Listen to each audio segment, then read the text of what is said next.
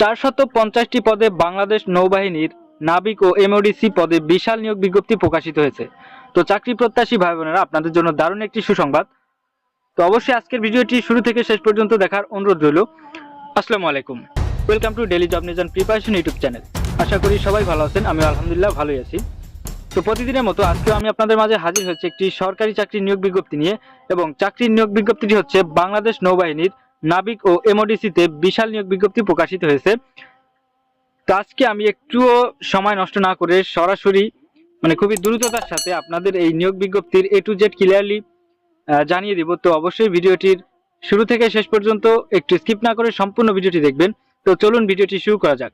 তো তার আগে daily job news and preparation YouTube চ্যানেলটি এখনো সাবস্ক্রাইব করে না থাকলে অবশ্যই সাবস্ক্রাইব করে বেল আইকনটি বাজিয়ে রাখবেন, এবং সকল প্রকার চাকরির নিয়োগ বিজ্ঞপ্তি এবং চাকরির প্রস্তুতিমূলক ভিডিও পেতে চাইলে অবশ্যই আমাদের ইউটিউব চ্যানেলের সাথেই থাকবেন। এবং আজকের ভিডিওটি আপনার জন্য একটু হেল্প হয়ে থাকলে তাহলে ভিডিওতে একটি লাইক দিবেন এবং আপনার মূল্যবান মতামত কমেন্টের মাধ্যমে জানিয়ে যাবেন, এবং আপনার ভাই বোন বন্ধু আত্মীয় স্বজন যারা চাকরি প্রার্থী রয়েছে তাদের কাছে ভিডিওটি অবশ্যই শেয়ার করে রাখবেন এবং কমেন্টে তাদের মেনশন করে যাবেন।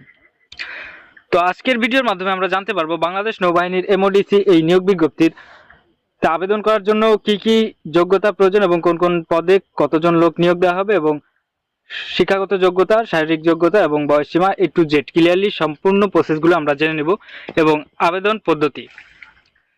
তো আমরা প্রথমে ডান সাইড থেকে শুরু করি। তো এখানে প্রথমে 1 নম্বরে আছে উপযুক্ততা ও পদসংখ্যা, শাখার নাম, শূন্য পদ সংখ্যা, পুরুষ, এবং শিক্ষাগত যোগ্যতা এবং কোন কোন জেলার প্রার্থীরা আবেদন করতে পারবে এটি। তো প্রথমে আছে DECU অথবা সিম্যান কমিউনিকেশন ও টেকনিক্যাল। এখানে শূন্য পদ সংখ্যা রয়েছে 300টি। শিক্ষাগত যোগ্যতা ন্যূনতম SSC বিজ্ঞান বিভাগ থেকে সমান মাদ্রাসা বিজ্ঞান ও ভোকেশনাল সহ GPA 3.50 ও ততোর্ধ্ব। তো এখানে অবশ্যই যারা আবেদন করতে পারবেন তাদের বিজ্ঞান বিভাগ থেকে SSC পাস অথবা মাদ্রাসা বিভাগ থেকে যারা পাশ করেছেন তারাও বিজ্ঞান বিভাগ থেকে হতে হবে, এবং ভোকেশনাল থেকে যারা পাশ করেছেন তারা অবশ্যই 3.50 পেয়ে উত্তীর্ণ হতে হবে, এবং এখানে সকল জেলার প্রার্থীরা আবেদন করতে পারবে। 2 নম্বরে আছে রেগুলেটিং, শূন্য পদ সংখ্যা 15টি। শিক্ষাগত যোগ্যতা ন্যূনতম SSC সমান মাদ্রাসা ও ভোকেশনাল সহ GPA 3 ও ততোর্ধ্ব, সকল জেলার প্রার্থীরা আবেদন করতে পারবে। রাইটারে আছে 18 জন এবং শিক্ষাগত যোগ্যতা একই। তারপরে আছে স্টোরে 16 জন, শিক্ষাগত যোগ্যতা একই। তারপরে আছে মেডিকেলে 18 জন, শিক্ষাগত যোগ্যতা জীববিজ্ঞান সহ ন্যূনতম SSC বিজ্ঞান সমান GPA 3.50 ও ততোর্ধ্ব হতে হবে। এরপর আছে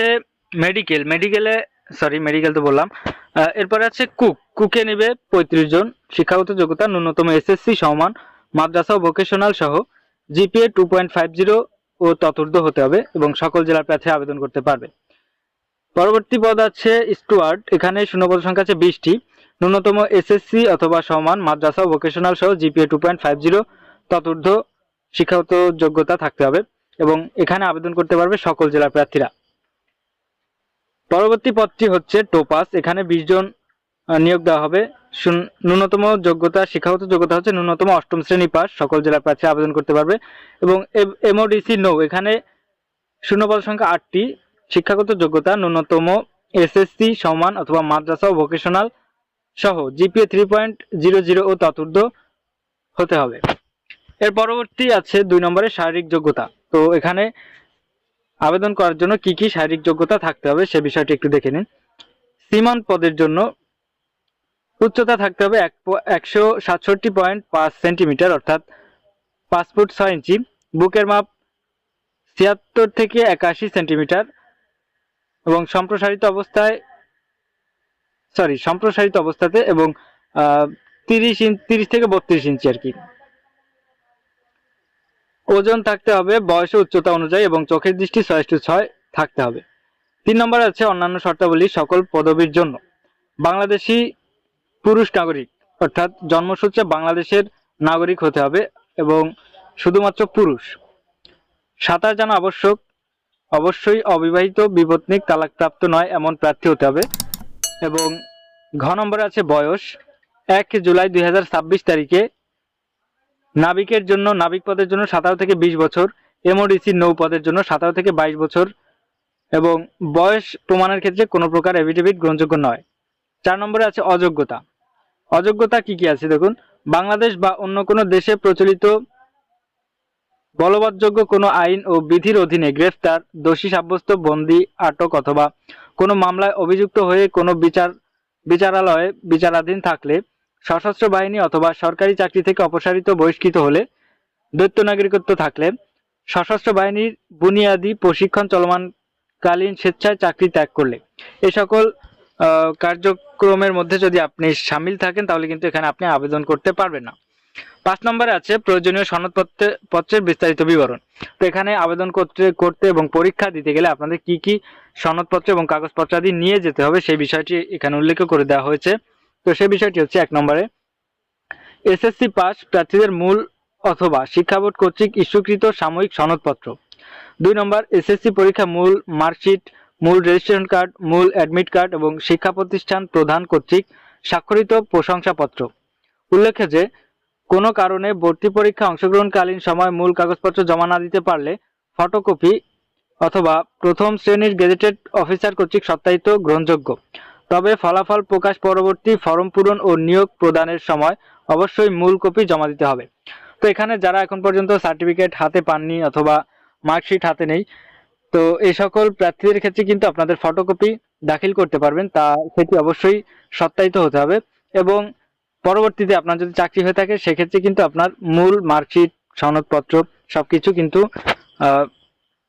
মূল কপি তাদেরকে দেখাতে হবে।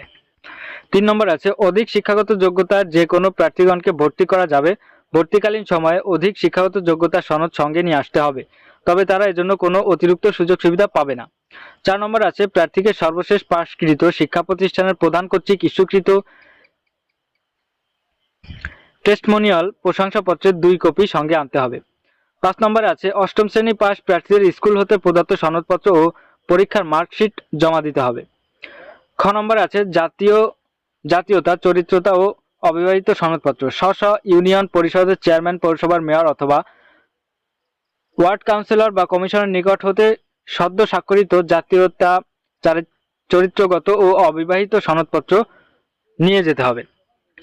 গ নম্বর আছে জন্ম নিবন্ধন এবং অথবা জাতীয় পরিচয়পত্র। প্রথম শ্রেণীর gazetted officer, chairman, ward councillor অথবা কমিশনার কর্তৃক প্রার্থীর জন্ম নিবন্ধন সনদ, জাতীয় পরিচয়পত্র যদি থাকে এর সত্যায়িত ফটোকপি এবং পিতা ও মাতার জাতীয় পরিচয়পত্রের সত্যায়িত ফটোকপি সঙ্গে নিতে হবে। ঘ নম্বরে আছে অভিভাবকের সম্মতিপত্র। স্ব ইউনিয়ন পরিষদের চেয়ারম্যান, পৌরসভার মেয়র অথবা চেয়ারম্যান অথবা ওয়ার্ড কাউন্সিলর ও বা কমিশনার কর্তৃক প্রতি স্বাক্ষরিত হতে হবে।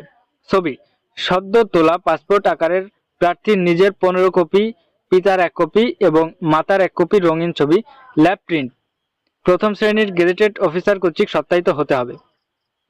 6 নম্বর আছে চাকরিরত প্রার্থীগণের নিয়োগকারী কর্তৃপক্ষের ছাড়পত্র আনতে হবে এবং 6 নম্বরে আছে এই সম্পর্কিত বিস্তারিত বিবরণ আবেদনপত্রের 2য় পৃষ্ঠা বর্ণিত আছে। তো সেই বিষয়টি আমরা একটু পরে দেখে নিচ্ছি। তো এর পরবর্তী প্রসেসগুলো কি হবে সেটা একটু আমরা দেখে নিই। তো এখানে যারা আবেদন করতে ইচ্ছুক তারা আবেদনপত্র সংগ্রহ পূরণ করবেন কিভাবে সে বিষয়টা একটু জেনে নেওয়া যাক। সেলার পদে আবেদনকারী প্রার্থীগণকে www.joinnavy.navy.mil.bd ওয়েবসাইটে প্রবেশ করে হোম পেজ এ সেলর সেকশনে অ্যাপ্লাই নাও এ ক্লিক করে প্রথমেই প্রার্থীকে প্রাক যোগ্যতা যাচাইকরত নাবিক ও এমওডিসি নৌয়ের শাখা ভিত্তিক জব ডিসক্রিপশন, দায়িত্ব, কর্তব্য জেনে অ্যাপ্লাই নাও বাটনে ক্লিক করতে হবে। এরপরে সাইন ইন করে প্রার্থীকে ব্যাংকিং, মোবাইল ব্যাংকিং এর মাধ্যমে পেমেন্ট সম্পন্ন করতে হবে। এ পর্যায়ে প্রার্থীগণ যে কোনো ব্যাংক কর্তৃপক্ষ প্রদত্ত ক্রেডিট, ডেবিট কার্ড যেমন visa, master card, American express, Nexus এবং মোবাইল ব্যাংকিং যেমন বিকাশ, নগদ, রকেট, টিএপি, ওকে ওয়ালেট ইত্যাদির মাধ্যমে 300 টাকা অফেরতযোগ্য আবেদন ফি প্রদান করতে পারবেন। পেমেন্ট সাকসেসফুলি কমপ্লিট হওয়ার পর নির্দেশনা অনুসরণ করে সঠিক তথ্য দিয়ে অনলাইনে আবেদন ফর্মটি পূরণ করতে হবে। পূরণকৃত ফর্মটি সঠিক আছে কিনা পুনরায় যাচাই করে সকল তথ্য সঠিক থাকলে জমা দিন বাটনে ক্লিক করে নাবিক 1 ফর্মটি ডাউনলোড ও প্রিন্ট করে পরবর্তীতে এই আবেদনপত্রে উল্লেখিত তারিখ ও সময় অনুযায়ী নির্দিষ্ট কেন্দ্রে নির্দিষ্ট সময়ে অন্যান্য প্রয়োজনীয় কাগজপত্র সহ উপস্থিত থাকতে হবে। যদি কোনো প্রার্থী উক্ত আবেদনপত্রটি ডাউনলোড করতে ব্যর্থ হয় তবে ওয়েবসাইটে পুনরায় সাইন ইন করে আবেদনপত্রটি ডাউনলোড ও প্রিন্ট করা যাবে। ভর্তি পদ্ধতিটা কেমন হবে সেটা একটু আমরা জেনে নিই। অনলাইনে আবেদনকারী প্রার্থীগণকে পূরণকৃত আবেদনপত্রটি প্রিন্ট করে বিজ্ঞপ্তি মোতাবেক ফর্মে উল্লেখিত সকল সার্টিফিকেট ও কাগজপত্র সহ নিম্নবর্ণিত ছক মোতাবেক নিজ শাখায় নির্ধারিত তারিখে উপস্থিত হতে হবে। প্রাথমিক বাছাই পর্বে প্রার্থীর কাগজপত্রের সঠিকতা নিশ্চিত করতে হবে। অতঃপর প্রাথমিকভাবে বাছাইকৃত প্রার্থীদের প্রাথমিক স্বাস্থ্য পরীক্ষা গ্রহণ করা হবে। প্রাথমিক স্বাস্থ্য পরীক্ষা উত্তীর্ণ প্রার্থীগণের বাংলা, ইংরেজি, গণিত, বিজ্ঞান এবং সাধারণ জ্ঞান ও বুদ্ধিমত্তা বিষয়ে উপর লিখিত পরীক্ষা গ্রহণ করা হবে। উক্ত পরীক্ষায় উত্তীর্ণ প্রার্থীদের চূড়ান্ত স্বাস্থ্য পরীক্ষা, HBSAG এবং ডোপ টেস্ট সহ মৌখিক পরীক্ষা গ্রহণ করা হবে। সকল জেলার সকল শাখার প্রার্থীদের পরীক্ষা কার্যক্রম সম্পন্ন হওয়ার পর মেধাক্রম অনুসারে চূড়ান্ত ফলাফল অনলাইন ও জাতীয় দৈনিক পত্রিকা এবং SMS এর মাধ্যমে প্রকাশ করা হবে। 8 নম্বরে আছে চাকরি সুবিধা, বেতন ও ভাতাদি। সরকার কর্তৃক নির্ধারিত অন্যান্য সুবিধা সহ সশস্ত্র বাহিনীর বেতনক্রম অনুযায়ী বেতন ও ভাতাদি প্রাপ্য হবেন।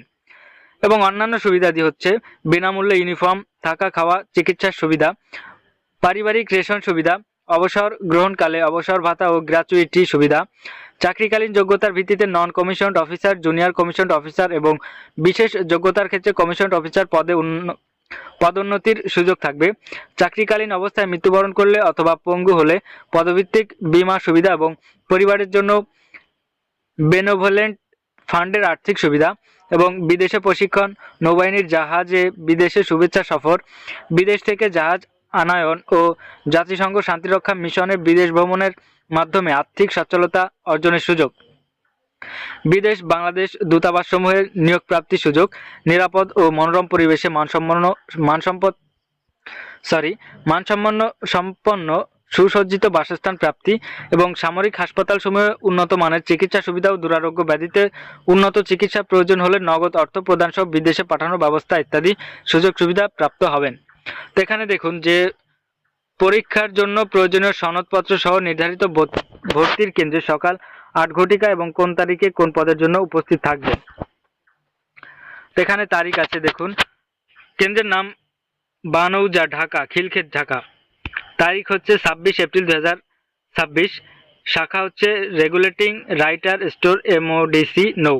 এই সকল পদের জন্য 26 তারিখ, 27 তারিখ, 26 April, 27 April, 28 April, 29 April, 30 April 2026। সকল জেলাসমূহ হচ্ছে রংপুর, নীলফামারী, লালমনিরহাট, কুড়িগ্রাম, দিনাজপুর, গাইবান্ধা, পঞ্চগড়, ঠাকুরগাঁও, ময়মনসিংহ, নেত্রকোনা, কিশোরগঞ্জ, জামালপুর, শেরপুর, ঢাকা, মানিকগঞ্জ, গাজীপুর, নরসিংদী, মুন্সিগঞ্জ, নারায়ণগঞ্জ ও টাঙ্গাইল জেলার প্রার্থীগণ উক্ত স্থানে উপস্থিত থাকবেন। এবং 2 মে 2026 থেকে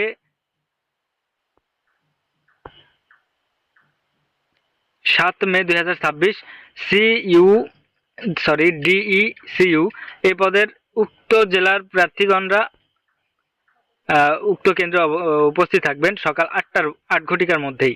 এবং 9 মেতে উপস্থিত থাকবেন পদের প্রার্থীরা। এবং 11 থেকে 13 মে পর্যন্ত এখানে কিন্তু রেগুলেটিং রাইটার স্টোর MODC নৌ এই সকল পদের প্রার্থীরা উপস্থিত থাকবেন। এবং 16 মে পর্যন্ত DECU ম্যান।